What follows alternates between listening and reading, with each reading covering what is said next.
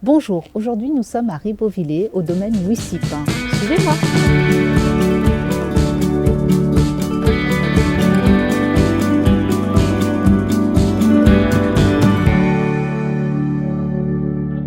Bonjour Étienne. Bonjour Valérie, bienvenue au domaine Louis Sip. Merci de nous accueillir chez vous aujourd'hui. Superbe journée. C'est Ribeauvillé. Donc l'occasion idéale pour parler de votre vignoble directement dans les vignes. On y va. Je vous suis. Ne perdons pas de temps. Merci.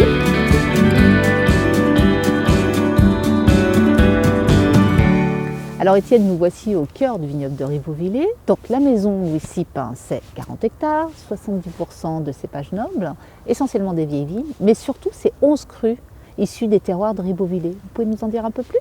Tout à fait, donc Ribeauvillé sur son champ de fracture.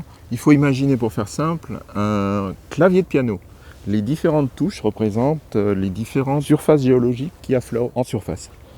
Donc on a derrière nous des granites du Précambrien, donc des très très vieilles roches, des moucheles-calques derrière en face. Ici on est sur du marneau calcaro-gréseux et on pourrait décliner. Oui, il y a énormément de sols et de sous-sols possibles, c'est les principaux en tout cas. Voilà.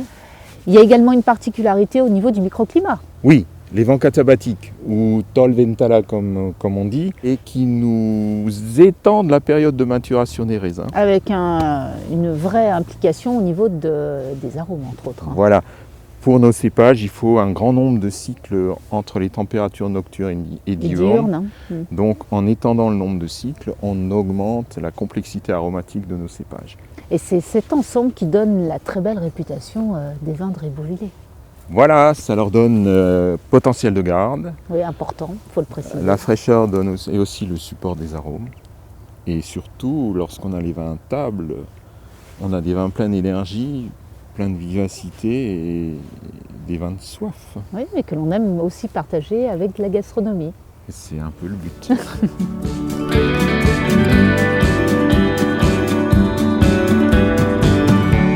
Alors Étienne, nous voici dans le cru Grossberg. Vous souhaitiez nous en parler parce qu'il a plusieurs particularités. Lesquelles ? Oui, donc là on est sur un endroit soumis à un double vent. De lui. Donc cette double aération permet de maintenir un état sanitaire parfait pour les raisins. Et c'est absolument primordial pour une vinification en rouge. Le pinot noir se comporte admirablement bien sur ce terroir. Oui, grâce aussi à son socle marneau calcaro-gréseux. Et ça donne plutôt des vins de quel type ? Plutôt de garde Ça donne des vins de garde qui mettent environ 10 ans à s'ouvrir. Il faut être un peu patient. Mais on s'en occupe pour vous. C'est génial ça. Et donc la patience, vous en avez aussi parce que vous avez demandé, ça c'est plutôt une bonne nouvelle, le classement en premier cru sur le Grossberg. Oui. Il s'en est où du coup ? Alors les échantillons ont été dégustés par la commission de l'AVA et avec un retour plutôt positif. Donc on espère avoir une variante rouge et une variante blanc très bientôt. Bon, du coup, Étienne, vous en doutez, pour le fameux pique-nique, j'ai envie de goûter ce pinot noir en Grossberg. Je vous propose d'aller en cave pour faire la dégustation. On y va. Je vous suis.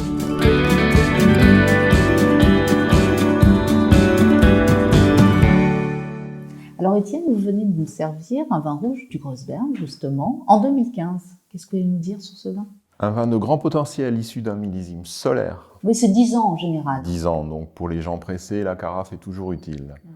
Et surtout un vin qui exprime son endroit. Tout le message du lieu se trouve dans la bouteille. La verticalité issue des vents froids, l'horizontalité des terroirs sédimentaires. Donc là, on a vraiment l'expression du terroir. Un vin issu d'un ensemble de caractéristiques. Voilà, et qu'on retrouve dans le verre, en bouche. Et on le sert avec quoi ?